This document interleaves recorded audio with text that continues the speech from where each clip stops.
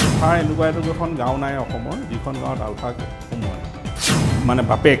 মহিলাসকলক বাদ দি সৰু কেঁচুৱাসকলক বাদ দি সকলো পথাৰত শুবলগীয়া হৈছিলে। ভাৰতীয় সংস্কৃতিটো সোমোৱা নাই, উত্তৰ ভাৰতীয় সংস্কৃতিটো অসমত বলপূৰ্বকভাৱে সোমোৱাই দিয়া হৈছে।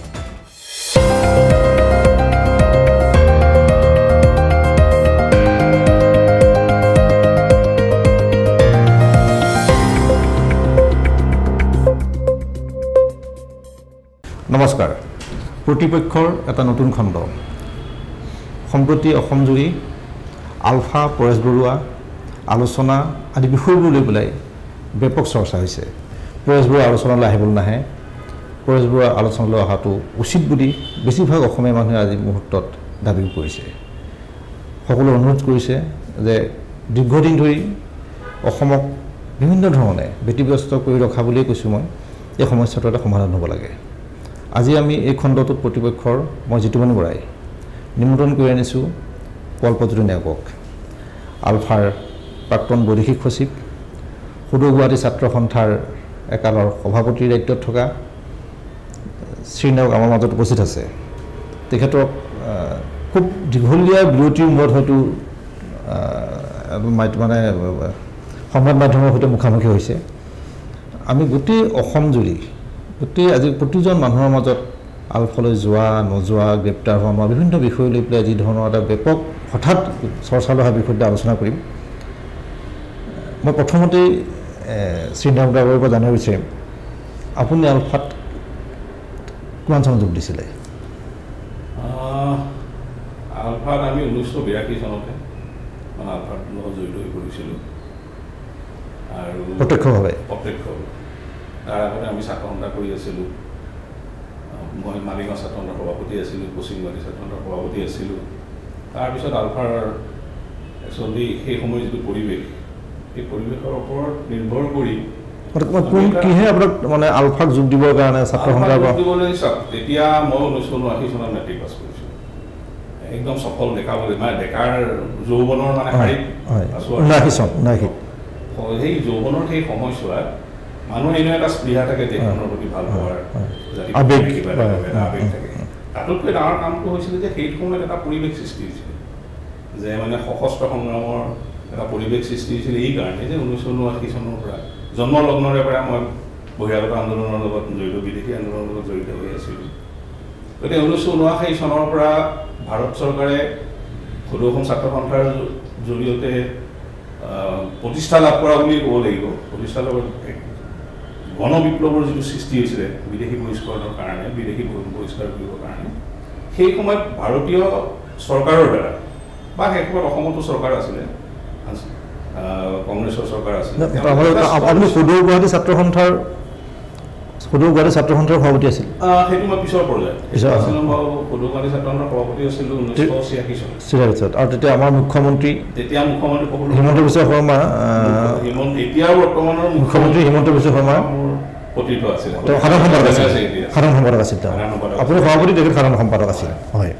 তেওঁ সেইটো সময়ত এতিয়া আপুনি আলফাৰ সেই পৰিৱেশৰ বিষয়ে আপুনি ক'ব বিচাৰে? সেই সময়ত কি হৈছে, নিৰ্যাতনটো খুব অতিমাত্ৰা নিৰ্যাতন কৰা হৈছিলে, অতিমাত্ৰা অত্যাচাৰ কৰা হৈছিলে সামৰিক বাহিনীৰ জৰিয়তে। সামৰিক মানে বিশেষকৈ অৰ্ধসামৰিক, CRPF, অসমৰ পুলিচ, এইবিলাক আমাৰ চকুৰ আগতে বহুত আবাল বৃদ্ধমণি তাক কোবাইছিলে, বহুত বেয়াকৈ কোবাইছিলে, ধৰ্ষণ পৰ্যন্ত কৰিছিলে আৰু গুলিয়াইছিলে। এইবিলাক কি হয়, আমাৰ মনটো বিক্ষুব্ধ হৈ গৈছিলে আৰু এটা মই ভাবোঁ যে এটা সাৰুৱা মঞ্চ এখনৰ তৈয়াৰ হৈছিলে সেইটো সময়ত, যে আমাক সশস্ত্ৰভাৱে যেনেকৈ দমন কৰিছে গণতান্ত্ৰিক আন্দোলন পায়, গতিকে আমিও সশস্ত্ৰতাৰে তাৰ প্ৰতিবাদ কৰিব, সশস্ত্ৰ পন্থাৰে প্ৰতিবাদ কৰিব। সেই কথাখিনি বুকুত মানে সোমাই আছিলে আৰু সেই সময়তে মই ভাগ্য সুপ্ৰসন্ন বুলিহে কওঁ। আমাৰ যিটো ধাউতি, যিটো ধাৰণা আছিলে সশস্ত্ৰ আন্দোলনৰ প্ৰতি, সেই ধাৰণাত সাৰ ওপৰত যোগাইছিলে আমাৰ এতিয়া বৰ্তমানৰ Anup Chetia sir, general secretary. তেখেতক লগ পাইছিলোঁ 1982 চনতে। তেখেতে বিভিন্ন ধৰণৰ কথা কৈছিলে ভাৰতবৰ্ষৰ বিষয়ে, ভাৰতবৰ্ষৰ নিষ্পেষৰ বিষয়ে। আমি চকুৰ আগত এইবিলাক বস্তু দেখিছোঁ, দেখি মই অলপ আগ্ৰহী হৈছিলোঁ যে ময়ো তেওঁলোকৰ শাৰীত, তেওঁলোকে 1979 চনত ইতিমধ্যে প্ৰতিষ্ঠা লাভ কৰিছিলে গতিকে ময়ো মানে অলপ লগৰখিনিৰ লগত কথা পাতি ভাবিলোঁ যে ময়ো মানে সশস্ত্ৰ সংগ্ৰামত মানে নিজক জড়িত কৰিব লাগিব। সেই কথাখিনি ভবাৰ পিছত তাৰপিছত 1983 চনৰ আপোনালোকে সকলোৱে জানে সেই ক'লা দিনকেইটা সকলোৱে জানে জোৰ জবস্তি ক'ৰবাত 200টা মানুহৰ হতুৱাই কোনোবা MLA হৈছিলে জনসাধাৰণে ভূপেন হাজৰিকাৰ জুয়ে পুৰা 83 জুয়ে পুৰা 83 সকলোৱে জানে বিভিন্ন উপন্যাস বিভিন্ন গল্প আৰু সেইটো সময়ত আমাৰ চকুৰ আগত হৈছে এইবিলাক ঘটনা মানুহ মাৰধৰ কৰিছে মানুহ এনেকুৱা এটা পৰিস্থিতি হৈছিল যে ডেকা ল'ৰাবিলাক ছোৱালীবিলাক মাক মানে বাপেক মহিলাসকলক বাদ দি সৰু কেঁচুৱাসকলক বাদ দি সকলো পথাৰত শুবলগীয়া হৈছিলে বাঁহৰ তলত শুবলগীয়া হৈছে গোটেই ৰাতি কাৰণ কেতিয়া উঠাই লৈ গৈ পেলাই কোবাই থানাত ভৰাই থৈ পিতে থানাত ভৰাতকৈ মানে সাংঘাতিক অত্যাচাৰ কৰিছে এইবিলাক দেখি মানে আমি আচলতে অকণমান ক্ষুব্ধ হৈ গৈছোঁ যে আমিও এনেধৰণে তেওঁলোকক শিলৰ উত্তৰ শিলেৰে দিম বুলি ভাবি পেলাই সেই মানুহকেইটাটো গঢ় লৈ উঠিছিলে আৰু সেই সময়তে অনুচিতা ছাৰক পাইছিলোঁ আৰু পোৱাৰ ফলতেই আমি 1983 চনৰ যিটো নিৰ্যাতন 1983 চনৰ যিটো ক'লা অধ্যায় সেই সময় কংগ্ৰেছৰ সেই অধ্যায়ৰ প্ৰতিবাদ স্বৰূপে আমি আলফাত সহযোগ কৰিছোঁ আৰু প্ৰথম পৰ্যায়তে 1983 চনতে মই মোৰ গ্ৰুপ লৈ পেলাই প্ৰথমতে কেইজন আছিলে লাহে লাহে কেইবাজন গৈছিলোঁ কিন্তু সেইটো সময়ত আমি 20-21 জন মান আছিলোঁ কোন কোন আছিলে তবে এতিয়া জনা খুব চব মনত নাই তথাপিও এজন আছিলে ৰঞ্জিত মজুমদাৰ বুলি সুৰেশ কুমাৰ নৱ কুমাৰ তাৰপিছত কিৰণ ফুকন মানে এজন আপোনালোকৰ আমি ভাস্কৰ বুলি জানো তেওঁ এজন তিনিচুকীয়াৰ তেনেকৈ 20-21 জন মান আছিলোঁ কিমান 1983 চনত কোনে গৈছিল আপোনালোকে প্ৰথম মানে আলফাৰ প্ৰথমটো গ্ৰুপ আৰু প্ৰথম মানে প্ৰশিক্ষণ ল'বলৈ যোৱা গ্ৰুপ আৰু আমি তাৰ আগতে যোগাযোগ ছাৰহঁতৰ লগত তেওঁলোকৰ হৈছিলে আমি প্ৰথম মানে প্ৰশিক্ষণ ল'বলৈ যোৱা গ্ৰুপটো হ'লোঁ আমি সেইটোৱে আমাৰ আচলতে আৰম্ভণি আমি ভাবিছিলোঁ যে মানে বাৰমাত কিমান দিন আছিলে বাৰমাত সেইবাৰ মই প্ৰায় এবছৰ আছোঁ ট্ৰেইনিং লৈছিলোঁ আৰু সেইটো সময়ত যথেষ্ট তাত অসুবিধা আছে এতিয়া মানুহে বিভিন্ন ধৰণে বিভিন্ন কথা কয় কিন্তু সেই যথেষ্ট কষ্ট হৈছিলে সেই যিখিনি প্ৰথম বেটছৰ ল'ৰা আছিলে 7 দিন 8 দিন খাবলৈ নাপাইছিলে গছৰ পাত কাৰণটো মানে য'ত বেছটো আছিলে জংঘলৰ মাজত য'ত NSCNৰ যিটো বেছ আছিলে সেই বেছৰ ওচৰে পাজৰে মানে খাবলগীয়া বস্তু একোৱেই নাছিলে তাৰ মানুহখিনিয়ে শিমলু আলু যিটো কওঁ তাত মাংকাৰা বুলি কয় শিমলু আলু সিজাইছিলে শিমলু আলু শুকুৱাইছিলে কেতিয়াবা গুড়ি কৰি খায় কেতিয়াবা এইটো ভাত হিচাপে খায় তাৰ বাহিৰে তেনেকুৱা সেইটো মাংকাৰা বুলি কয় তাৰ বাহিৰে বেলেগ খাদ্য তেওঁলোকৰ নাছিলেই আৰু গছৰ আমি সেইটোৱে খাই জীৱন ধাৰণ কৰিছিলোঁ কেতিয়াবা 7 দিন 8 দিন একো খাব পোৱা নাছিলোঁ এটা চনম পাতা বুলি কয় এটা পাত এবিধ পাত তেওঁলোকৰ নাগামিজ ভাষাত চনম কয় সেই পাতটো সিজাই খাইছিল ট্ৰেইনিংটো আপোনাক কোনে দিছিলে সেইটো NSCN দিছিলে মানে NSCN খাপলাং সেই সময়ত মুভা চাকচু যিটো NSCN যিটো টকত চলি আছে তেওঁলোক আছিলে খাপলাং তেতিয়া ভাইচ প্ৰেচিডেণ্ট আছিল এটা গ্ৰুপ আছিলে সেইটো 1987 চনত হ'বলা ভাগ হৈছে তেওঁলোকৰ মাজত তাৰ আগতে আমি প্ৰথম যাওঁতে তেওঁলোকৰ লগতে আছিলোঁ তেওঁলোকো সেই বেছতেই আছিল খোৱাৰ যথেষ্ট কষ্ট হৈছিলে ল'ৰাই যথেষ্ট কষ্ট কৰিছিল আপোনালোকে এবছৰ ট্ৰেইনিং লৈ পেলাই গুচি আহিলে তাৰপিছত নামি আহিছোঁ তাৰপিছত আকৌ বেচ বাই বেচ গৈ আছে তাৰপিছত আপুনি যোৱা নাই তাৰপিছত আকৌ 1989 চনত গৈছোঁ আকৌ বেচ লৈ গৈছিল নে অকলে গৈছিল তেতিয়া আকৌ মানুহ লৈয়ে গৈছিলোঁ তেতিয়া মই তাৰ আগতে মই ডেপুটি কমাণ্ডাৰ ইন চিফ আছিলোঁ আৰু সেইটো সময়ত ফৰেন ছেক্ৰেটাৰী হিচাপে দায়িত্ব দি পেলাই আলফাৰ তালৈ বহুত বেছলৈ পঠিয়াই দিছিলে তেতিয়াও মই প্ৰায় এবছৰমান আছোঁ মানে বজমৰ সময়ছোৱা মই তাতেই আছোঁ ৰাইনো যে দিছিলে তাৰ ঠিক আগে মই মামাৰ নামি আহিছিলোঁ তাতে কাক পাইছিলে ধৰক অৰবিন্দ ৰাজখোৱা পৰেশ বৰুৱা ছাৰক এবাৰ পাইছিলোঁ বাকী অৰবিন্দ ৰাজখোৱা ছাৰক আমি প্ৰথমবাৰ যাওঁতেই পাইছোঁ তাত পোৱা নাই পিছত পাইছোঁ তেওঁ পিছত গৈছে গোটেই মানুহখিনি পঠিয়াই লৈ আৰু ভাইচ চেয়াৰমেন ছাৰকো পাইছিলোঁ পৰেশ বৰুৱা এবাৰ পাইছিলে এইটো 83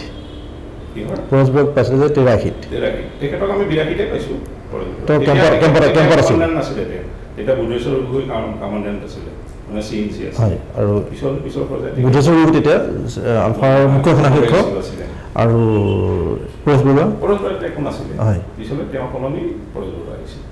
বুদ্ধেশ্বৰ গগৈ কি হ'ল আছে তেওঁ পিছলৈ এডভাইজাৰ হৈ আছিলে এতিয়া নাই ঢুকাইছে আলফাত আপুনি কিমান দিন থাকিলে তেনেকৈ হ'লে 82 পৰা 91 9 বছৰ 10 বছৰ থাকিলে বাৰ্মাত বছৰৰ প্ৰায় 2 বছৰ মই বাৰ্মাত থাকে আৰু 8 বছৰ অসমত আছে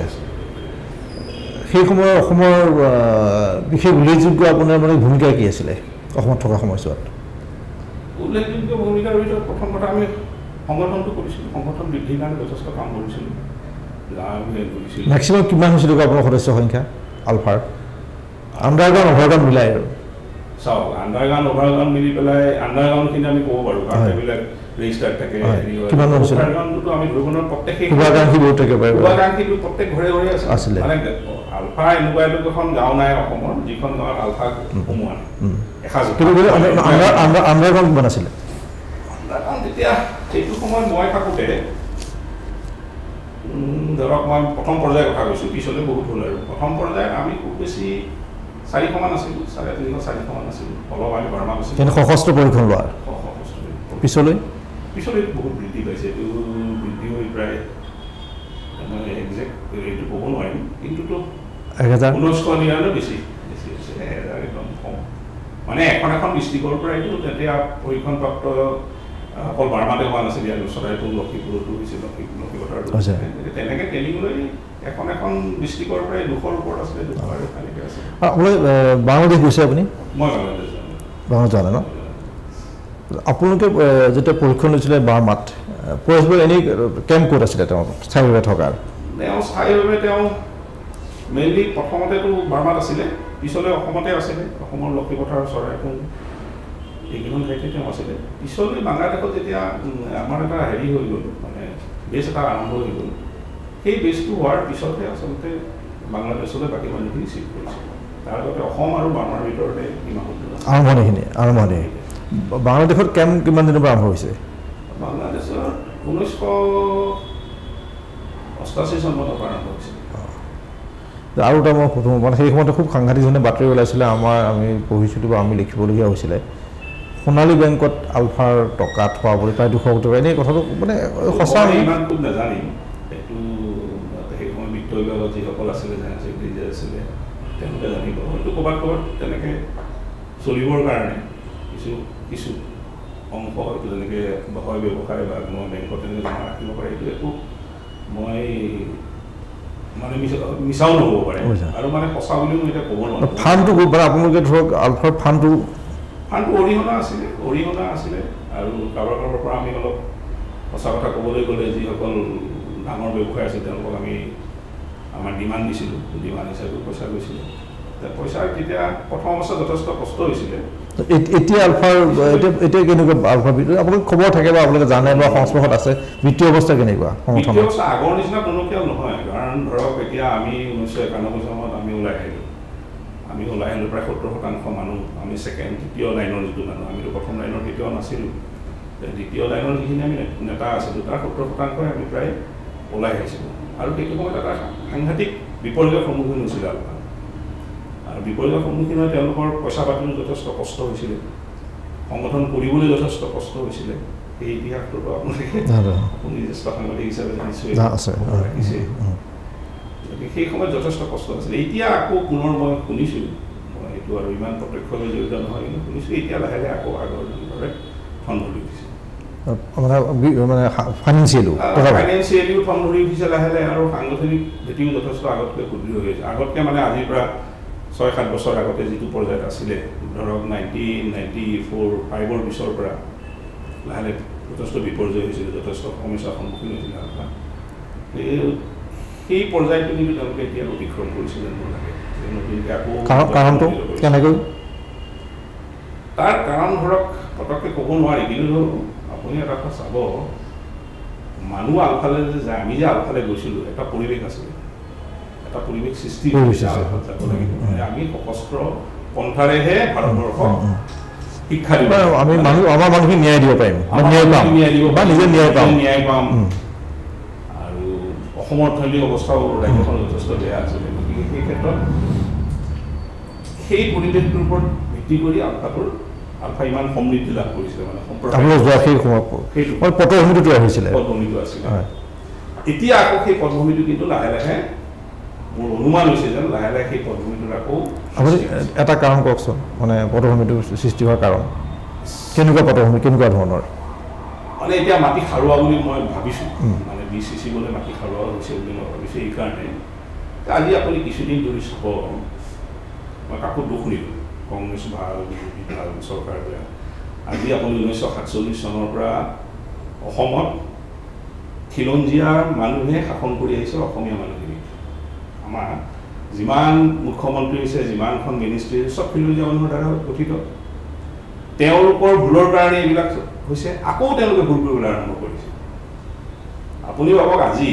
মই অৰ্থনৈতিক কথাটো নকয়েই, অৰ্থনৈতিক কথাটো মই অৰ্থনীতিবিদ নহয় যেতিয়া মই এইটো বিষয়লৈ নাযাওঁ, কিন্তু অৰ্থনীতি যথেষ্ট বেয়াও হৈছে, সেইটো কথা মই এজন সাধাৰণ নাগৰিক হিচাপে বুজি পাইছোঁ। দ্বিতীয় কথা কি হৈছে যে অসমীয়া মানুহে, অকল অসমীয়া মানুহ বুলি নহয়, প্ৰত্যেকজন মানুহৰ ভাষাটো আটাইতকৈ ডাঙৰ কথা।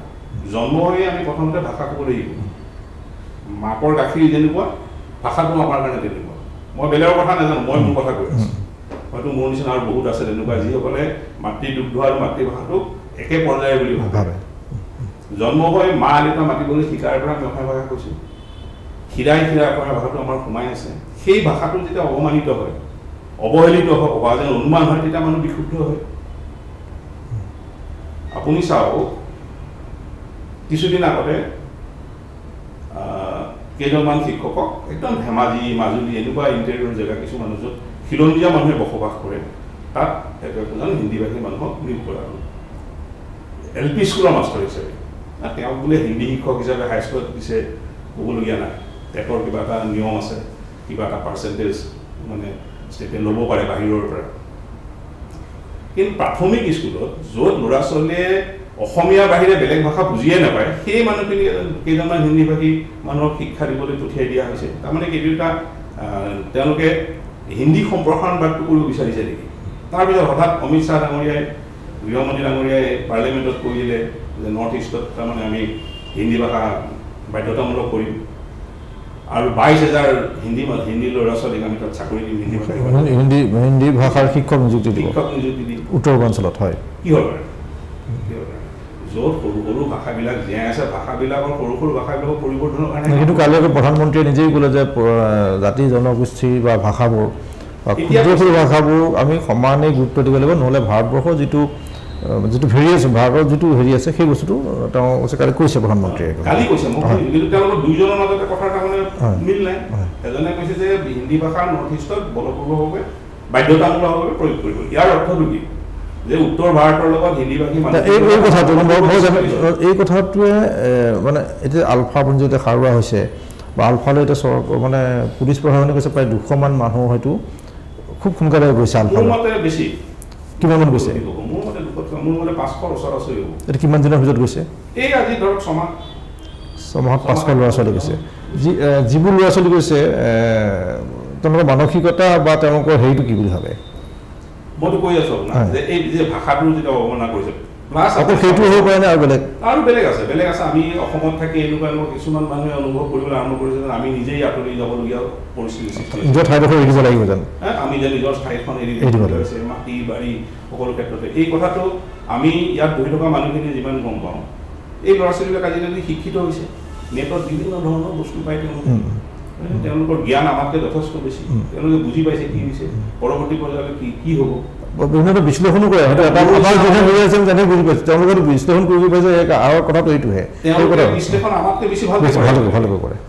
তেওঁলোকে আমাতকৈ বিশ্লেষণ ভাল কৰে। আমিতো ওপৰা-ওপৰিকে আগতে এইবিলাক নাছিলে, আমি ওপৰা-ওপৰিকে যিখিনি দেখিছোঁ কৰিছোঁ, এতিয়া বিশ্লেষণ তেওঁলোকে যথেষ্ট ভালকৈ কৰে।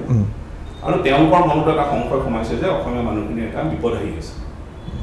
এই বিপদটোৰ পৰা পৰিত্ৰাণ পোৱাৰ এটাই উপায় আছে। চাওক, আছুৱে গণতান্ত্ৰিক মুভমেণ্ট কৰে, আছুৰ প্ৰতি লাহে লাহে মানুহৰ সন্দেহ বিভিন্ন কাৰণত হৈ আহিছে। কিয় হৈছে মই নাজানো, কিন্তু বিভিন্ন কাৰণত হৈ আহিছে। অসম গণ পৰিষদ চৰকাৰ আছিলে, যিখন চৰকাৰে বিদেশী খেলিবৰ কাৰণে দুবাৰকৈ চৰকাৰ গঠন কৰিলে, সেইখন চৰকাৰে একো নকৰিলে। মানুহৰতো এই মানুহবিলাকৰ প্ৰতি এটা ধাৰণা সোমাই গৈছে যে এওঁলোকে আচলতে নকৰে, আমাক ঠগাইছে বুলি। গতিকে সেইকাৰণে কৈছে নঠগোৱাকৈ বিপ্লৱী চৰিত্ৰটো জীয়াই ৰাখিব পৰাকৈ এতিয়াও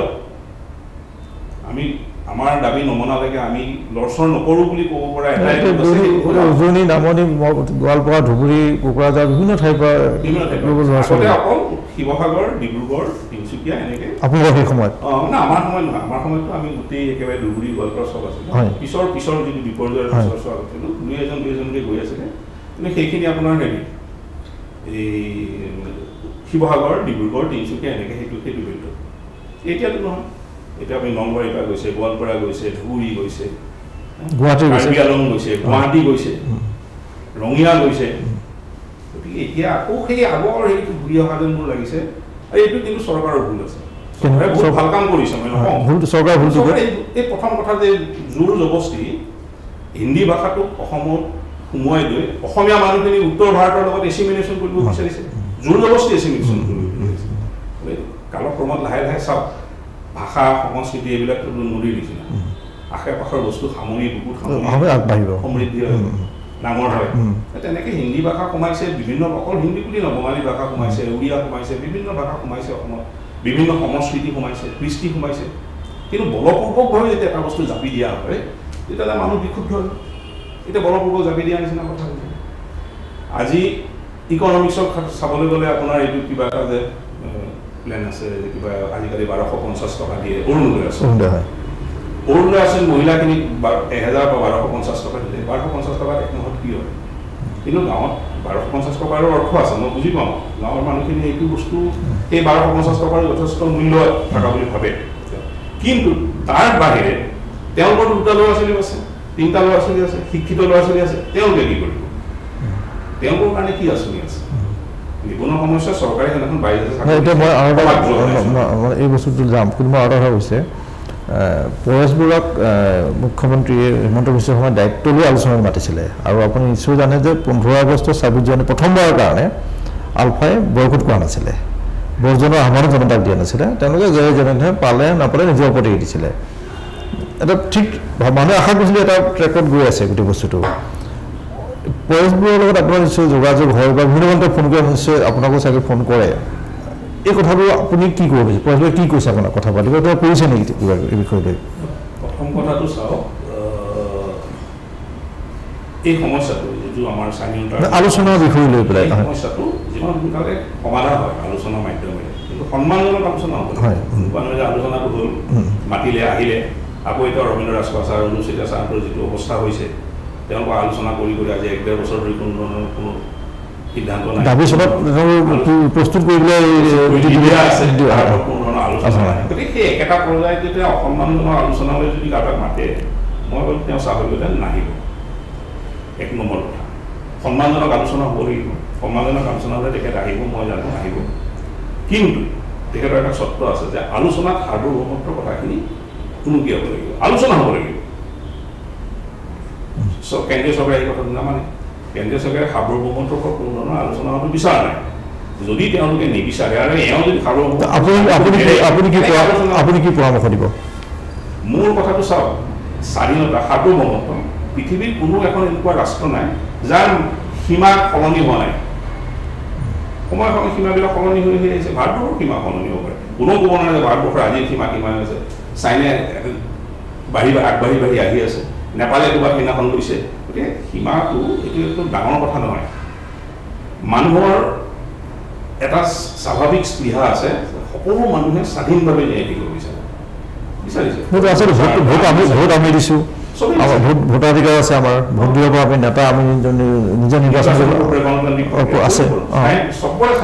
কথা ক'ব পাৰিছোঁ আমি মুকলিকে কথা পতাটো আজিৰ দিনত কিমান মুকলিকে কথা পাতিব পাৰিছোঁ সেইটো কিন্তু চিন্তনীয় বিষয় হৈছে এই কেইদিনমান আগতে এগৰাকী মহিলা ছোৱালী স্নাতকোত্তৰ পঢ়ি থকা ছোৱালী এগৰাকী বিপ্লৱী কবিতা লিখাৰ কাৰণে এৰেষ্ট কৰি পোৱা নাই কিয় কাৰণে কৰিলে এগৰাকী কবি মই তেওঁ কবি বুলি ভাবিছোঁ তেওঁ এটা কবিতা লিখিছে তেওঁ কবিতাটো বহুত লিখে তেওঁ ইনস্পিৰেশ্যন যোগাইছে বুলি কৈ তেওঁ এৰেষ্ট কৰিছে এইবিলাক কিন্তু মানুহ বিশুদ্ধ কৰে মই আৰু এটা কথা সুধিম আৰু সাৰ্বভৌমত্বৰ বিষয়ে যেতিয়ালৈকে আলোচনা নহয় মই ভাবোঁ পৰেশ বৰুৱা ছাৰ নাহিব আৰু সাৰ্বভৌমত্বৰ বিষয়ে আলোচনা কৰিব পাৰে কি কৰিব নোৱাৰে সংবিধান মানে ভাৰতৰ অখণ্ডতাৰ শপত লোৱা যিকোনো এখন চৰকাৰ বা ৰাজধানী এটাই পাৰিব জানো সাৰ্বভৌমত্বৰ কথা সাৰ্বভৌমত্ব আলোচনাহে কৰিব তাত খণ্ড বিখণ্ড হ'বনে নাই তেওঁ কিহৰ কাৰণে সাৰ্বভৌমত্বটো বিচাৰিছে কিয় বিচৰা নাই কিয় চৰকাৰে দিব বিচৰা নাই কথাখিনি আলোচনা হওক আৰু যদি একো নহয় গণস্বাক্ষৰ হওক গণভোট হওক সেইখিনিতো অধিকাৰ আছিলে মানুহ সেইখিনি অধিকাৰ খবৰ কৰিবলৈ গ'লে কেনেকৈ এতিয়া আপুনি চৰকাৰক তেওঁলোকে আপুনি পৰস্পৰক কি পৰামৰ্শ দিব অনুৰোধ কি কৰিব আলোচনা এটা পৰিৱেশ এতিয়া এনেকুৱা হৈ গৈছে আকৌ আইন শৃংখলাজনিত পৰিস্থিতি হৈছে মানুহৰ মাজত অশান্তি আহি পৰিছে বিভিন্ন ঠাইত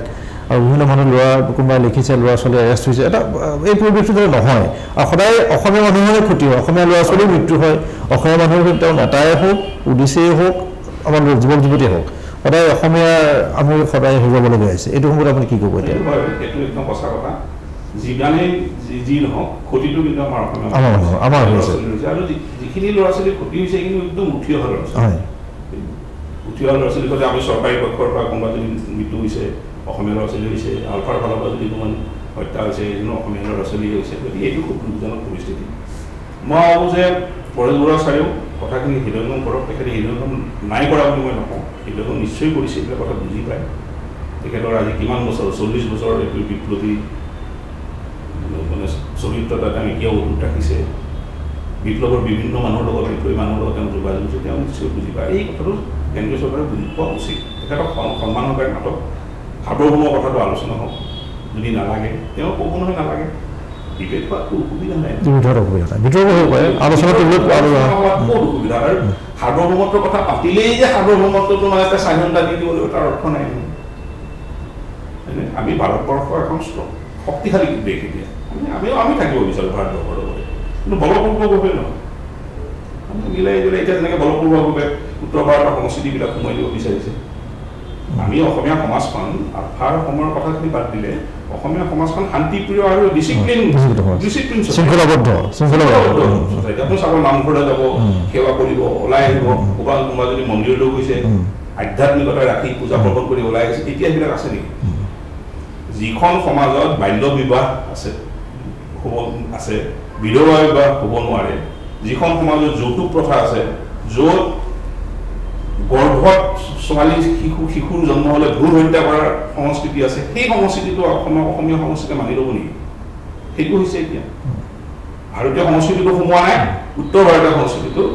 অসমত বলপূৰ্বকভাৱে সোমোৱাই দিয়া হৈছে মই জানো মানুহে এৰিব লাগিব ধৰিব লাগিব তাৰ মাজতে সংস্কৃতিটো সৌন্দৰ্য কিন্তু জোৰ জবস্তি কৰিলেতো মানুহৰ মাজত সম্পৰ্কতো মানে কিছু অভিযোগ আছে যে তেওঁ বিদেশত থাকি টেলিফোনত বিপ্লৱ কৰি আছে এই ধৰণৰ অভিযোগ আছে মানে পৰেশ বৰুৱা বহু মানে প্ৰাক্তন সংগ্ৰামী আমাক কেতিয়াবা কয় যে এই ধৰণৰটো নহ'ব মানুহৰ মাজলৈ অসমীয়া মানুহে কি ভাবিছে কি বুজিছে জানিবলৈ চেষ্টা কৰিব লাগে এই সময়ত কি ক'ব আপুনি অসমীয়া সমাজে কি ভাবিছে কি নাভাবিছে সেইটো তেওঁ জানে তেওঁ পৰেশ বৰুৱা ছাৰৰ চবতকৈ এটা ভাল গুণ কি তেওঁ যেতিয়া ফোনত বহে তেওঁ অসমৰ প্ৰতিটো মানুহক ফোন কৰে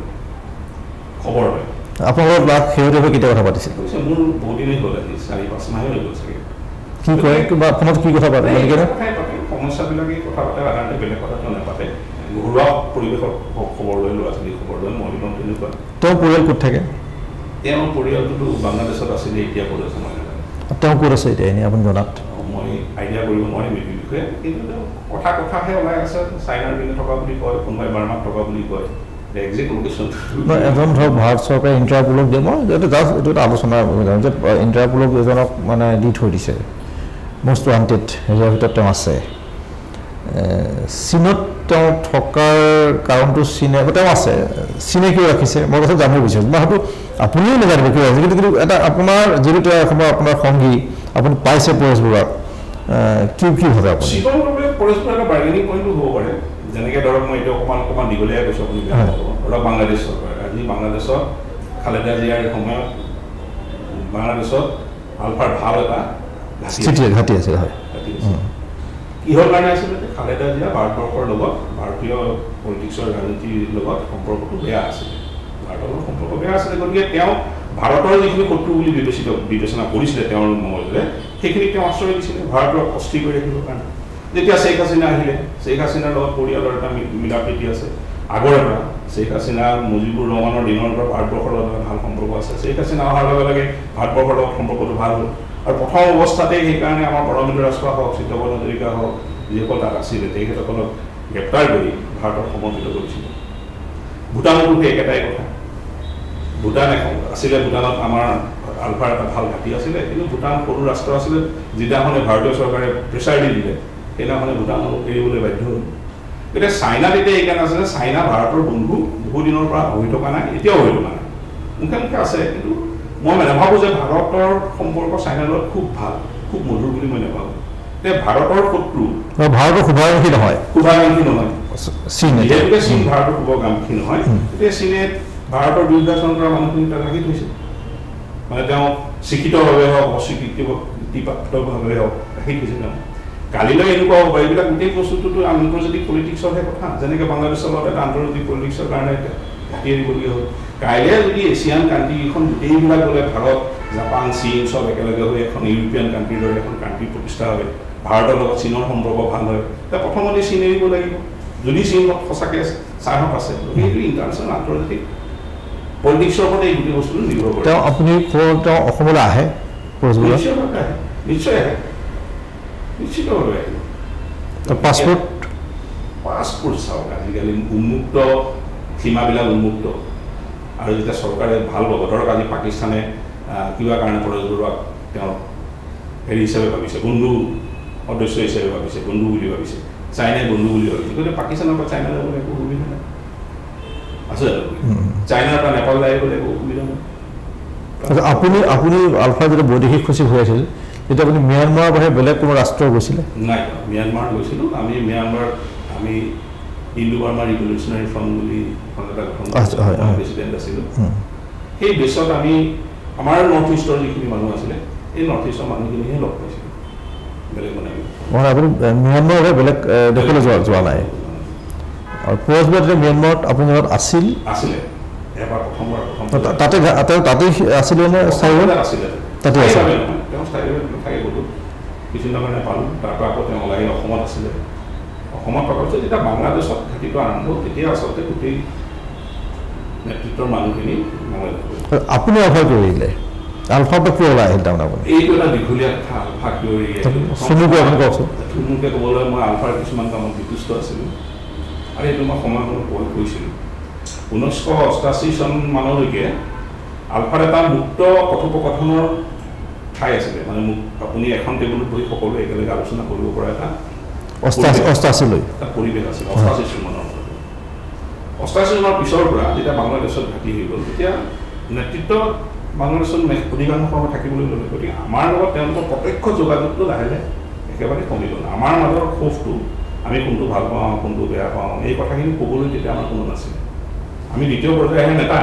প্ৰথম পৰ্যায় নহয়। তেখেতসকলে যিটো কৈছিলে সেইটোৱে আমি শুনিছিলোঁ, আৰু প্ৰথম পৰ্যায়ত বস্তুটো ডেমক্ৰেটিক আছিলে। পিছলৈ যেতিয়া সামৰিক ৰূপটো আৰম্ভ হৈ গ'ল আলফাৰ মাজত, তেতিয়াহে অৰ্ডাৰ ফল' কৰিবই লাগিব। ইউ কেনট ডিছঅবে দ্য অৰ্ডাৰ, ডাঙৰ অৰ্ডাৰ আপুনি ডিছঅবে কেতিয়াও কৰিব নোৱাৰে।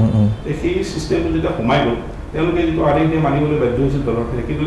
মনটো ক্ষোভিত মনেৰে মানিবলৈ বাধ্য হৈছিল। তেনেকৈ আমি কিছুমান কথা ক্ষোভিত মনেৰে মানিবলৈ বাধ্য হৈছিলোঁ।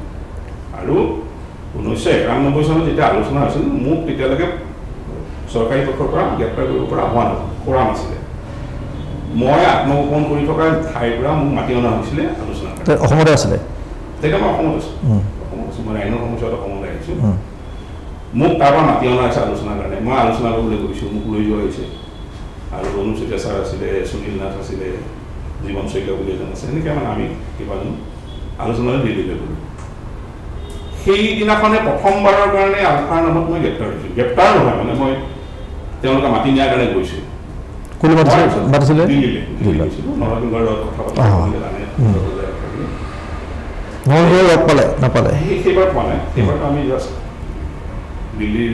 বিষয়ববীয়াসকলৰ যিসকল লাইব্ৰেৰীৰ মানুহ আছে তেওঁলোকৰ লগত কথা পাতি আমি ঘূৰি আহিছিলোঁ। আহি পেলাই আমি ইয়াতে সিদ্ধান্ত লৈছিলোঁ, অনুপ চেতিয়া ছাৰটো আছিলে, যে আমি ইয়াতে আলোচনাৰ কাৰণে এটা পৰিৱেশ সৃষ্টি কৰিব লাগে। আমি পৰিৱেশ সৃষ্টি কৰিছিলোঁ, আৰু পৰিৱেশ সৃষ্টিৰ মূল দায়িত্বটো ময়ে লৈছিলোঁ, অধিকাংশ দায়িত্ব। কাৰণ মই তেতিয়া নামি আহিছিলোঁ, ডেপুটি কমাণ্ডাৰ ইন চিফত আছিলোঁ, তাৰ আগতে বৈদেশিক সচিব আছিলোঁ, গতিকে মই মূল দায়িত্বটো গ্ৰহণ কৰিলোঁ। তাৰ মাজতে কিছুমান আলোচনা বিচৰণ আছিলে, সেই কথাখিনি আমি আলোচনাৰ মাধ্যমেৰে আলোচনা নিবিচৰা কোন আছিলে প্ৰধানত?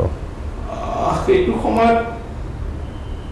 অধিকাংশই আলোচনা বিচাৰে। তাৰ মাজত আপোনাৰ ধৰক আপুনি হীৰকে আলোচনা বিচৰা নাছিলে, চচৰ ৰাজুহঁতে অলপ আলোচনাৰ বিৰুদ্ধাচৰণ কৰিছিলে, কিন্তু পিছলৈ তেওঁলোকো আলোচনা কৰিম বুলিয়ে ক'লে বাকীটো সকলো ওপৰতে আছিলে পৰশবৰুৱা আছিলে তেওঁ বাংলাদেশত তেওঁ গম নাপায় তেওঁ গম পাই নাপায় নাজানো কাৰণ আমাৰ কোনো ডাইৰেক্ট লিংকেই নাছিলে সেই লিংকটোতো কিন্তু তেওঁ আঁতৰি থাকিলে তেওঁক বাদ দি বাকী অৰুণ ৰাজপথ বুলি আপোনালোকে আলোচনা আলোচনা কৰিম বুলি আমি সিদ্ধান্ত ল'লোঁ তাৰপিছত পৰশবৰুৱাৰ তালে আমি মানুহ পঠিয়াই দিছিলোঁ যে পৰশবৰুৱা ছাৰে কথাখিনি আলোচনা কৰি কি সিদ্ধান্ত দিয়ে এইটো হঠাৎ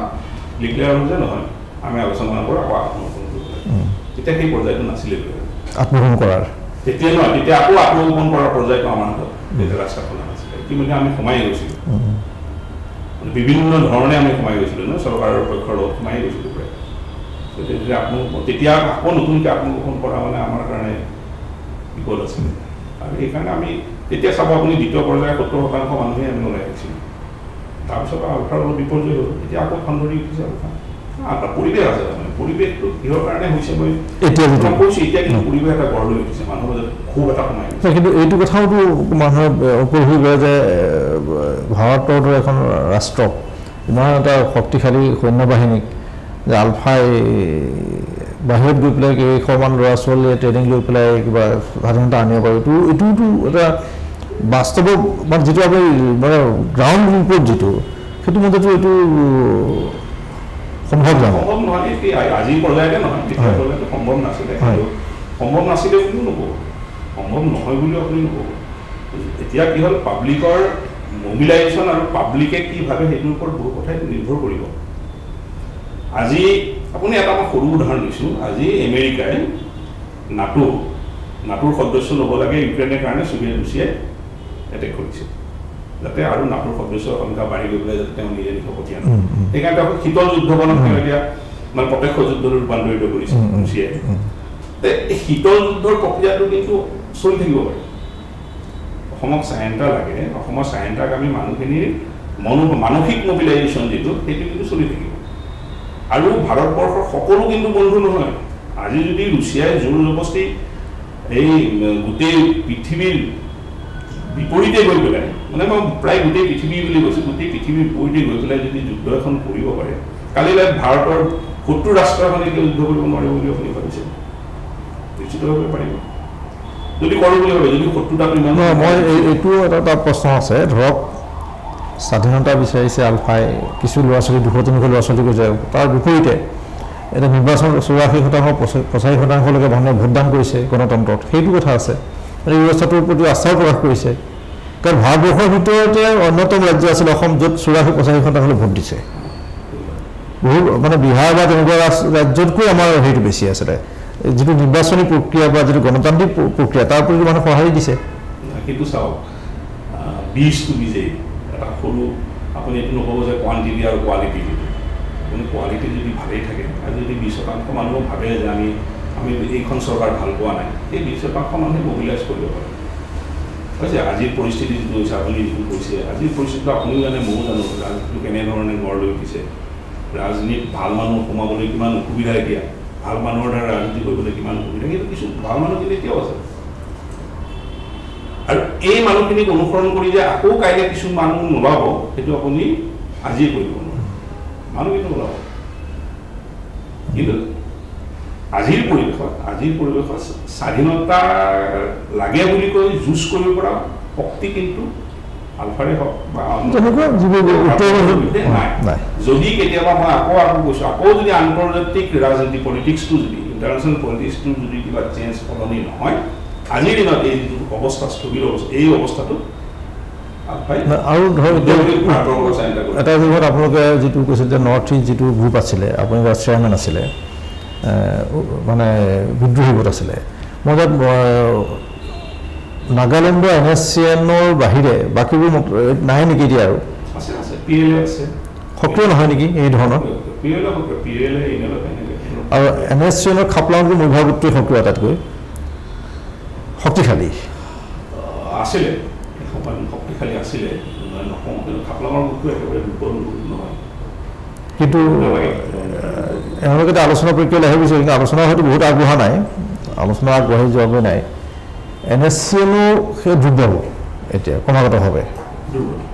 NSCN ক্ৰমাগতভাৱে আগৰ আপোনালোকে যেতিয়া আছিলে NSCN শক্তিশালী আছিলে যথেষ্ট তেতিয়াতো একেলগে আছিলে আজি খাপলাং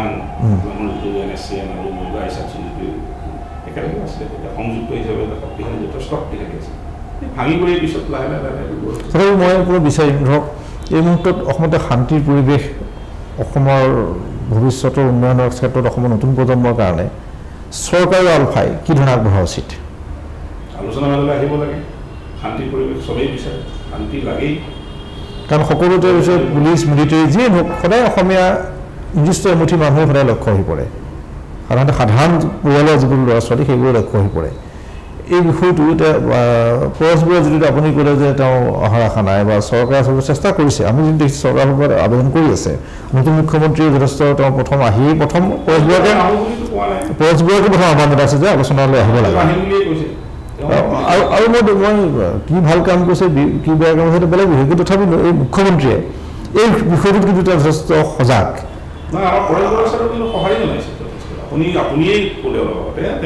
এই প্ৰথমবাৰৰ কাৰণে 15 আগষ্ট 26 জানুৱাৰী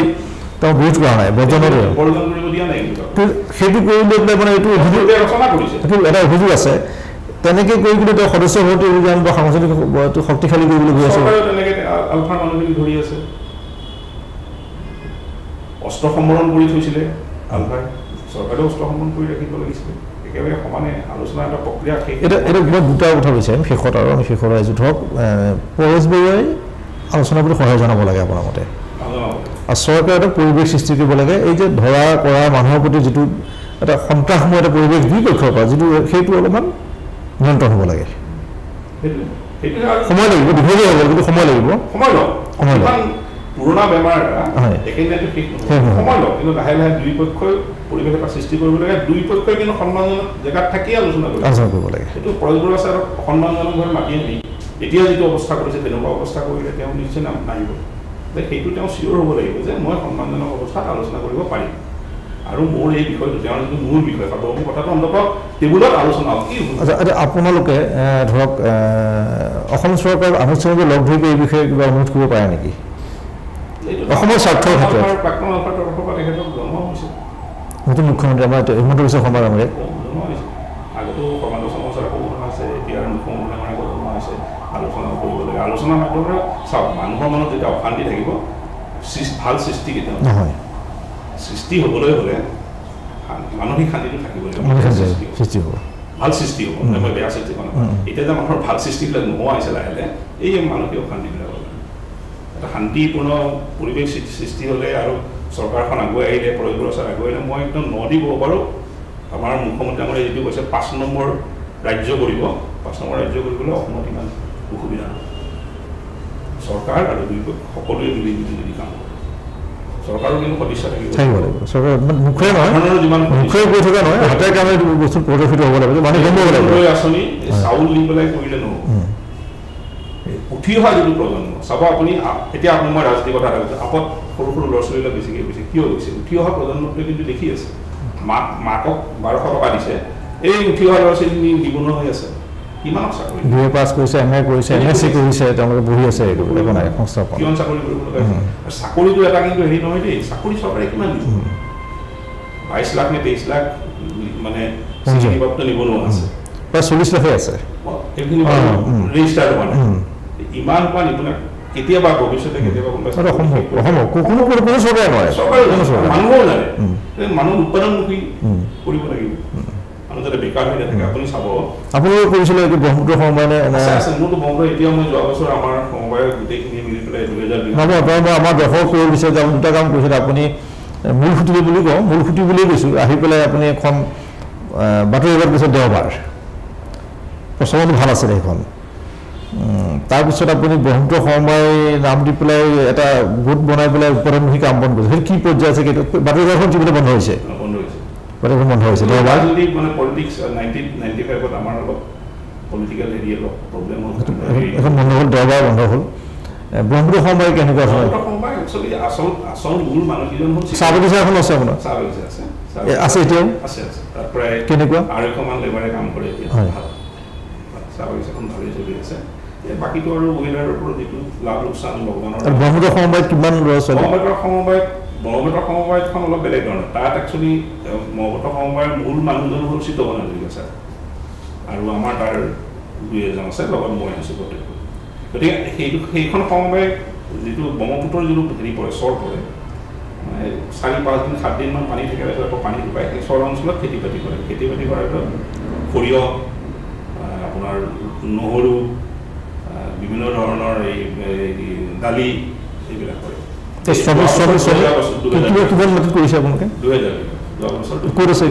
এইটো কলিয়াবৰ আপোনাৰ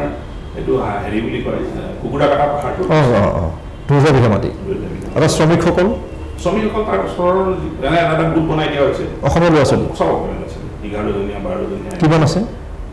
আছে তেনেকৈ গোট প্ৰায় 12টামান গোট আছে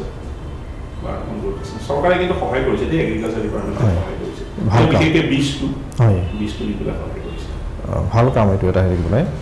মোৰ সময় হ'ল আপুনি কেতিয়াবা ভাবা নাই যে মই স্বাধীন অসম কেতিয়াবা পাব